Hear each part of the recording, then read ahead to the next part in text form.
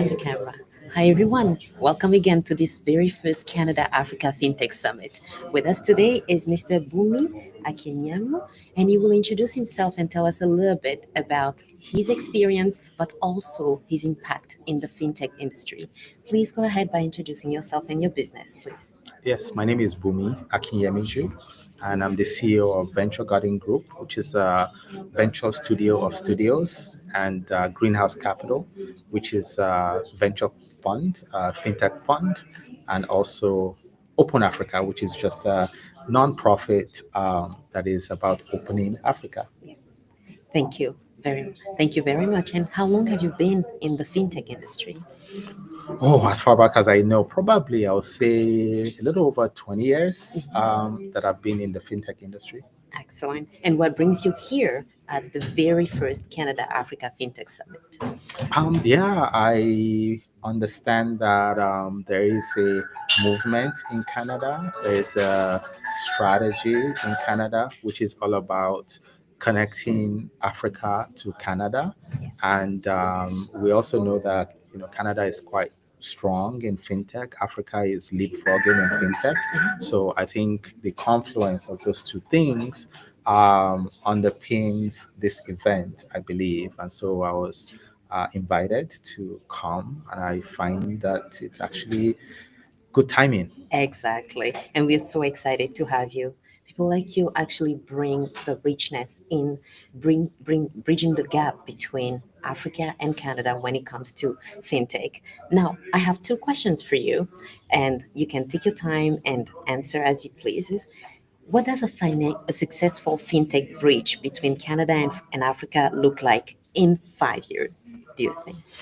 Wow, in 5 years, that's a long time now in an AI world. Yeah. But I think success means one, talent exchange, Yeah. right? So Canada is already great at, the immigrants, coming from all over the world and from Africa. So how do we turbocharge that in terms of founders who are building, in terms of building more companies, more fintechs here in Canada, building more fintechs in Africa, right? I think second one is the regulatory side. In 5 years' time, I'd love to see passporting of licenses, passporting of policies, regulations across all African countries and Canada. Then capital is the third one. I think in 5 years, an opportunity where the capital markets, in the sophisticated capital markets here in Canada, a lot of the SMEs and what I call the camels in camel companies in Africa can list here. So this is not about unicorns. I don't believe in unicorns, but I really believe in camels. So these are companies that last the test of time, that are enduring, that are profitable, that are sustainable, versus unicorns that are growing at all costs. So the question is, how can we basically list the next 1,000 camel companies that are built in Africa or built in Canada by immigrants, Yeah. right? I think that's what the next 5 years look like for me. Phenomenal. So, just so you can follow with us, you need to know that Mr. Bunmi is addressing during this conference how we can bridge the gap between Canada and Africa and bring that vision to a velocity. So, this is happening in 2025, and we'll see how it looks like in 2030. Now, what has been the biggest roadblock in moving from the vision to implementation that you've seen so far? I think the biggest one is that we have a lot of people with theories. We Yes. have a lot of people that is just sort of academic concepts on paper. I think we also have a lot of politicians and politics that just have sort of regulatory narratives. I don't think we have a builder's mindset. And I think builders is what it takes to actually unlock the magic. So as we move from vision to execution, Yeah. then I think it comes down to the founders. I think it comes down to the movement of people. I think it comes down to having a welcoming spirit. I think it comes down to the support system, the entrepreneur support system, like venture studios. How do we have the 100 venture studios that are designed for immigrants coming from all over the world right here in Canada? How do we have the regulatory sandboxes that allows builders to experiment in a safe way? How do we have regulatory, passporting, so that again, Africa is fragmented, 54 countries, but you can unify that here in Canada, considering this is one of the biggest diaspora hubs in the West. So I think that is an opportunity that we're not taking advantage of. And when we do, we can actually turn vision to execution, execution to velocity. Correct. Excellent.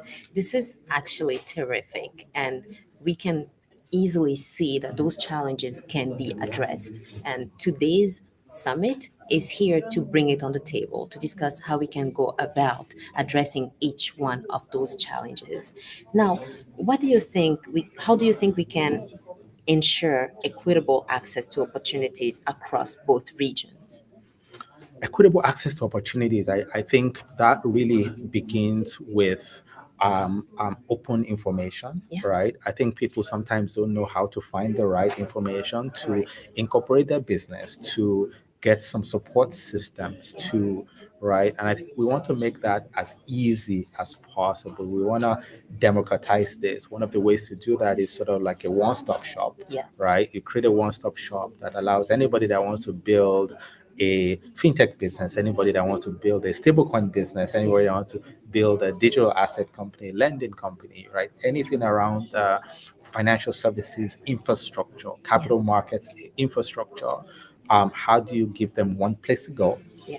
and help them navigate their journey to experiment fast? The world today is all about fast experimentation, Right. taking risk, but of course you do it in a safe place, Yeah. which is where Sandbox comes in. So I think you do that and you get equitable access. Countries are built on the back of immigrants, That's right? right. America was built on the back of immigrants. Yeah. So how do we catalyze, enable, energize those immigrants to be able to unlock economic value here in Canada Yeah. by building the bridge with Africa, considering Africa is pretty much the last continent remaining, Yeah. right? Yes. Where youthful population Yeah. and 30% of the workforce, globally by 2050. I think it's an opportunity, and equitable access is definitely the way to go. Excellent. Really terrific. I really appreciate all the feedback that you're sharing with us. Please stay tuned as we'll continue to interview some of the speakers that have come here. I'm Vanessa Zime, your press officer from the FinTech Canada magazine, and we'll make sure to bring all the talent and the head that are present at this very first Canada Africa FinTech Summit. Do you have a word that you want to share with any founder, entrepreneur, or even FinTech enthusiasts that are watching us today? Well, I think the time is now. I think that the place could be here Yeah. in Canada as well. And I think definitely the place where the next alpha is going to come from in terms of investment returns is Africa. So stay tuned. And if you're a builder, keep building. If you're an investor, get in early. If you're a regulator, open mind, and I think that we can unlock the magic. Phenomenal. Thank you so much. And again, stay with us with the FinTech Africa magazine. We'll continue and bring you all the newsletter and everything that you need to do to be informed on this new vision that is coming together. Thank you again. Have an excellent day and thank you for your presence. Thank you. Thank you. Good.